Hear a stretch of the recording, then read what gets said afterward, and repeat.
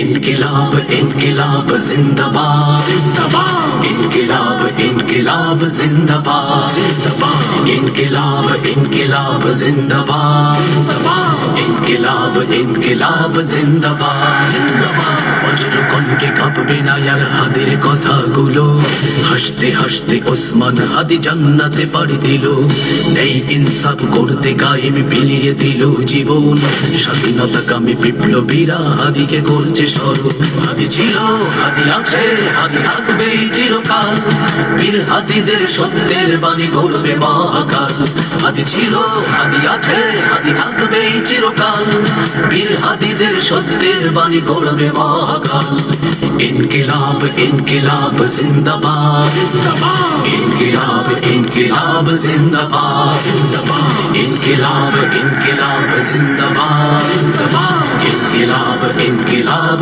জিন্দাবাদ জিন্দাবাদ দেশ বাঁচানোর মিছিলে মিছিলে হাদিরাই বেঁচে রবে পরাধীনতার শেকল ভাঙতে হাদিরাই ডেকে যাবে দেশ বাঁচানোর মিছিলে মিছিলে হাদিরাই বেঁচে রবে পরাধীনতার শেকল ভাঙতে হাদিরাই ডেকে যাবে হাদিরা মরে না জীবন বিলিয়ে বেঁচে রই আমারও স্বাধীনতাকামী বিপ্লবীরা হাদিকে করছে স্মরণ ইনকিলাব ইনকিলাব জিন্দাবাদ জিন্দাবাদ ইনকিলাব ইনকিলাব জিন্দাবাদ জিন্দাবাদ ইনকিলাব ইনকিলাব জিন্দাবাদ জিন্দাবাদ ইনকিলাব ইনকিলাব জিন্দাবাদ জিন্দাবাদ বজ্র কণ্ঠে কাঁপবে না আর হাদির কথাগুলো হাসতে হাসতে ওসমান হাদি জান্নাতে পাড়ি দিল এই ইনসাফ করতে কায়েম বিলিয়ে দিল জীবন স্বাধীনতাকামী বিপ্লবীরা হাদিকে করছে স্মরণ হাদি ছিল হাদি আছে হাদি থাকবে চিরকাল বীর হাদিদের সত্যের বাণী গড়বে মহাকাল হাদি ছিল হাদি আছে হাদি থাকবে চিরকাল বীর হাদিদের সত্যের বাণী গড়বে মহাকাল হাদি ছিল হাদি আছে হাদি থাকবে চিরকাল বীর হাদিদের সত্যের বাণী গড়বে মহাকাল ইনকিলাব ইনকিলাব জিন্দাবাদ জিন্দাবাদ ইনকিলাব ইনকিলাব জিন্দাবাদ জিন্দাবাদ ইনকিলাব ইনকিলাব জিন্দাবাদ জিন্দাবাদ ইনকিলাব ইনকিলাব জিন্দাবাদ জিন্দাবাদ। আসসালামু আলাইকুম।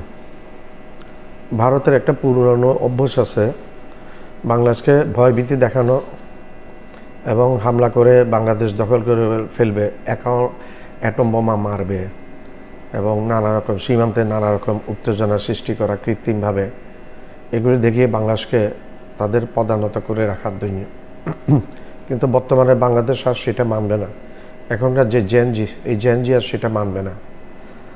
জেনজি এখন সেটা আর মানবে না, কারণ তারা হাদিকে ভারতের গোয়েন্দা সংস্থা হাদিকে হত্যা করার পর বাংলাদেশের যে প্রতিক্রিয়া দেখা গিয়েছে, বিশ্বব্যাপী তার আর প্রচার হয়েছে, বিভিন্ন নিউজ মিডিয়াতে কাভারেজ হয়েছে।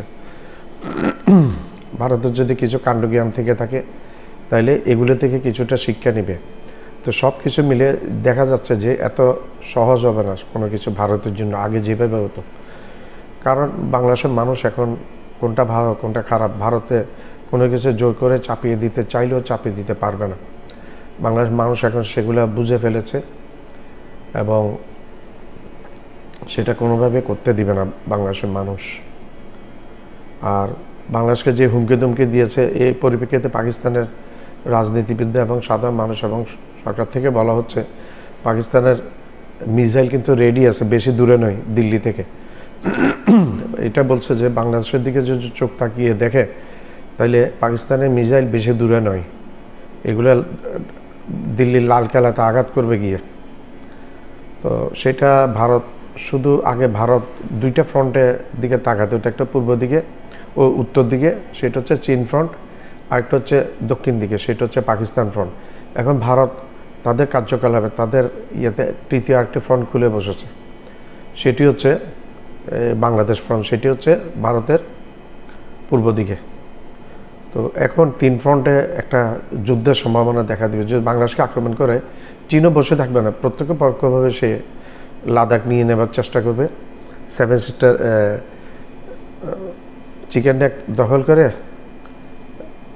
লালমনিরহাটের কাছে যে চিকেন নেক সেটা দখল করে সেভেন সিস্টার আলাদা করে দেওয়ার চেষ্টা করবে ভারত, এবং সেটা তা মনে হচ্ছে যদি তখন পরিস্থিতি হয় তখন ভারত এটাতে সাকসেসফুল হবে।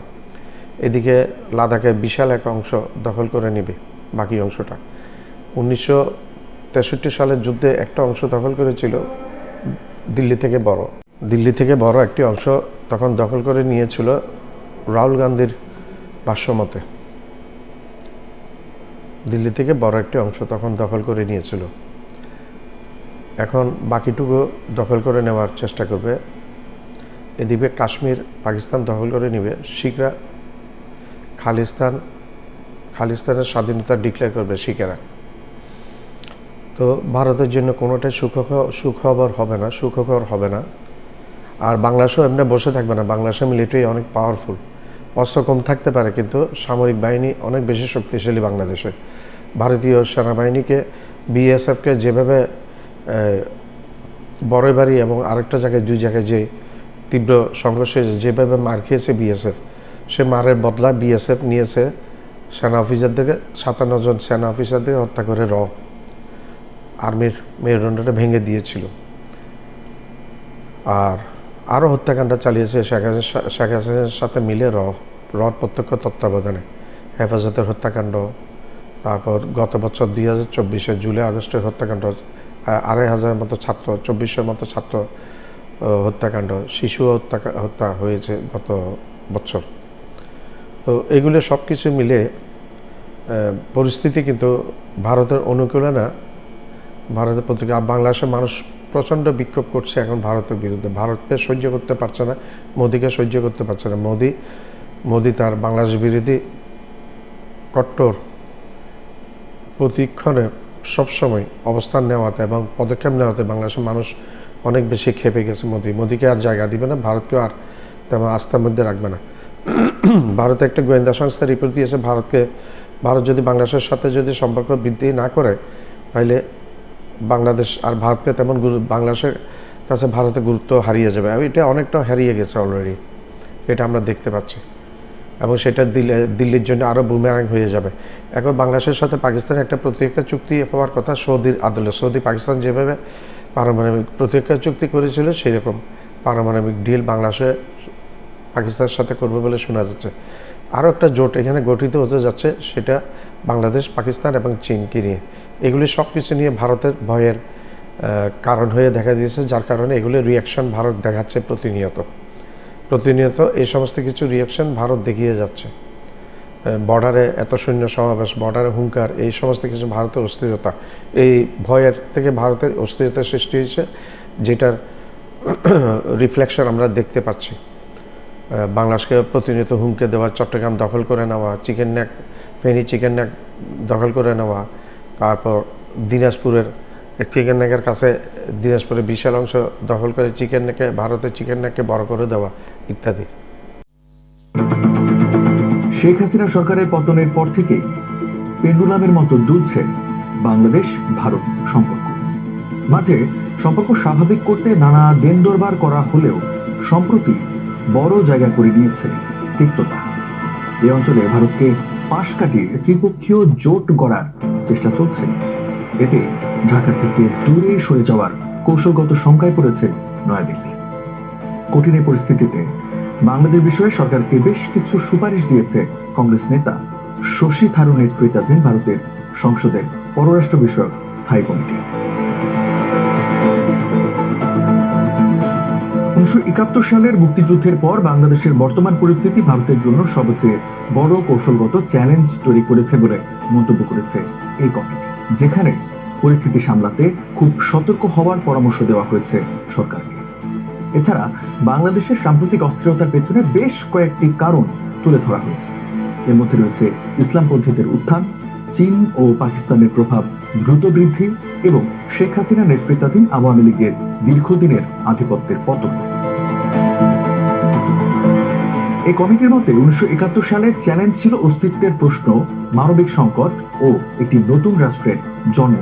কিন্তু আজকের হুমকি আরো সূক্ষ্ম, গভীর ও ভয়ঙ্কর, যার মধ্যে রয়েছে প্রজন্মগত বিচ্ছিন্নতা, রাজনৈতিক ব্যবস্থার পরিবর্তন এবং ভারতের কাছ থেকে কৌশলগতভাবে দূরে সরে যাওয়ার আশঙ্কা।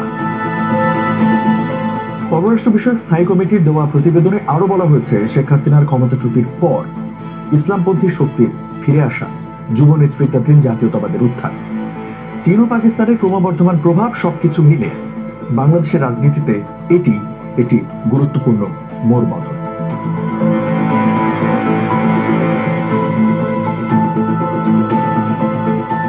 ভারত বাংলাদেশ সম্পর্কের সাম্প্রতিক অস্থিরতা নিয়ে সতর্ক করেছে ভারতের পররাষ্ট্র বিষয়ক স্থায়ী কমিটি। প্রতিবেদনে কমিটি বলেছে, এই মুহূর্তে ভারত যদি নিজেদের কৌশল নতুনভাবে সাজাতে ব্যর্থ হয়, তাহলে গুরুত্ব হারিয়ে ঢাকায় নিজের কৌশলগত অবস্থান হারানোর ঝুঁকি তৈরি হবে। পাকিস্তানের সঙ্গে নতুন করে সম্পর্ক মেরামত ও চীনের ক্রমবর্ধমান উপস্থিতি নিয়ে বিশেষ উদ্বেগও প্রকাশ করেছে এই কমিটি। বিশেষ করে বেইজিং এর অবকাঠামো উন্নয়ন, বন্দর নির্মাণ এবং প্রতিরক্ষা সহযোগিতার উদাহরণ হিসেবে মোংলা বন্দর সম্প্রসারণ, লালমনিরহাট বিমান ঘাঁটি ও পেকুয়ার সাবমেরিন ঘাঁটির সক্ষমতা বৃদ্ধির বিষয়টি তুলে ধরা হয়। এরপর সুপারিশ হিসেবে কমিটি জানায়, বাংলাদেশে কোনো বিদেশি শক্তি যেন সামরিক ঘাঁটি স্থাপন করতে না পারে সে বিষয়ে কড়া নজরদারি রাখতে হবে এবং উন্নয়ন, যোগাযোগ ব্যবস্থা এবং বন্দর অ্যাক্সেসের ক্ষেত্রে ঢাকাকে তুলনামূলক সুবিধা দিতে হবে। বাংলাদেশের রাজনৈতিক পরিবর্তন নিয়ে অবস্থান তুলে ধরে ভারতের পররাষ্ট্র মন্ত্রণালয় জানিয়েছে, ঢাকার সঙ্গে নিয়মিত যোগাযোগ রাখছে দিল্লি, বাংলাদেশের অভ্যন্তরীণ পরিস্থিতির প্রভাব যাতে দ্বিপক্ষীয় সম্পর্কে না পড়ে।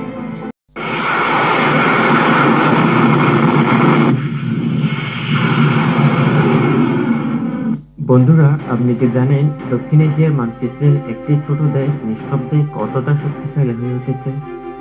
অনেকে হয়তো বাংলাদেশকে একটি দুর্বল রাষ্ট্র ভেবে ভুল করেন। বিশেষ করে আমাদের প্রতিবেশী দেশ ভারতের কিছু মিডিয়া প্রায় বাংলাদেশকে দখলের অবাস্তব স্বপ্ন দেখে। কিন্তু গ্লোবাল ফায়ার পাওয়ার ইন্ডেক্স 2024 রিপোর্ট কি বলছে? 145টি দেশের মধ্যে বাংলাদেশ এখন 37তম শক্তিশালী দেশ। গত এক বছরে এই উত্থান শুধু কাগজি কলমে নয়, বরং বাস্তবেও। আজ আমরা জানবো বাংলাদেশের হাতে থাকা সেই 5টি ব্রহ্মাস্ত্রের কথা, যা দেখলে শত্রুপক্ষের কপালে চিন্তার ভাঁজ পড়ে যাবে। আজকের ভিডিওটি কোনো জল্পনা নয়, বরং গ্লোবাল ডাটা এবং বর্তমান পরিস্থিতি বিচার করে তৈরি। চলুন শুরু করা যাক। তালিকার 5 নম্বরে রাখছি তুরস্কের তৈরি টাইগার MLRS।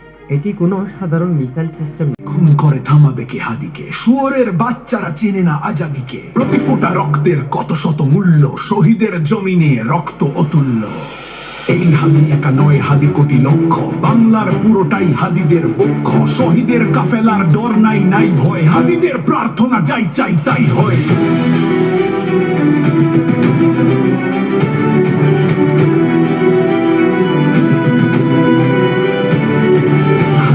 এই দেশ জমিনের রক্ত, যুগে যুগে হাদিদের কেন যে অঠত্ন।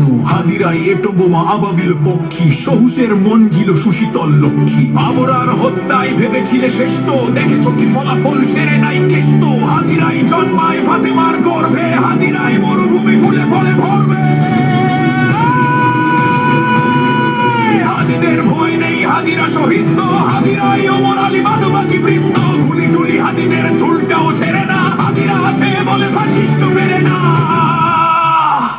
আমার চ্যানেলটা লাইক করবেন, শেয়ার করবেন, সাবস্ক্রাইব করবেন, বেল আইকনটা প্রেস করবেন, সাবস্ক্রাইব করতে ভুলবেন। আবার বলছি, আমার চ্যানেলটা লাইক করবেন, শেয়ার করবেন, সাবস্ক্রাইব করবেন, বেল আইকনটা প্রেস করবেন, সাবস্ক্রাইব করবেন, সাবস্ক্রাইব করবেন, সাবস্ক্রাইব করবেন, সাবস্ক্রাইব করতে ভুলবেন না।